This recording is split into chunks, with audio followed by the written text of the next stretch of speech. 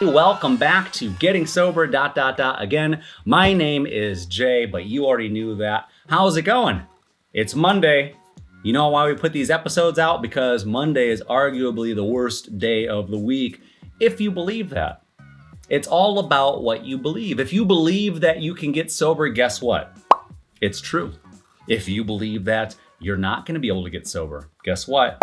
It's true.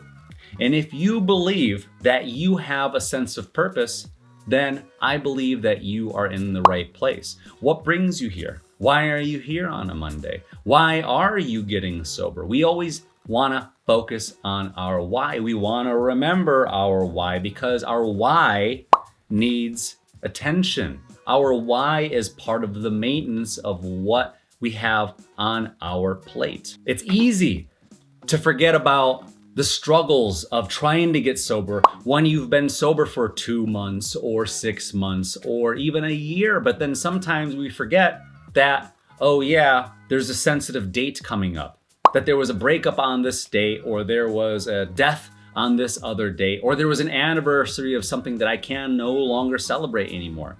We have to make sure that we're focusing on our own maintenance so that we can continue to have the success that we need and that we're looking forward to, and then also to not taking for granted.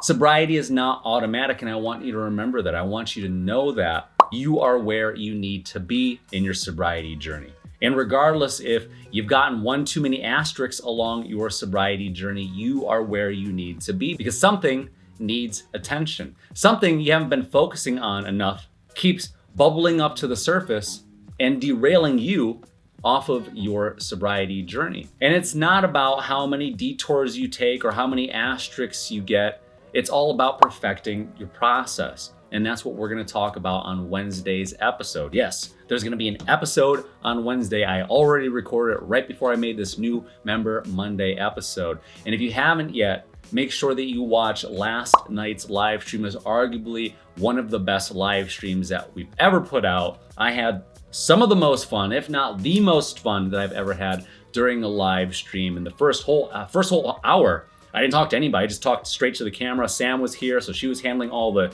typing. And we had a really good time. We talked about focusing on what you've lost focus on, right?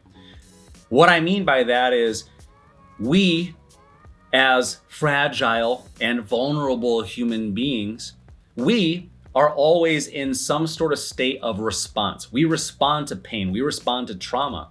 And those events, we've developed some sort of coping mechanism too, just for basic survival.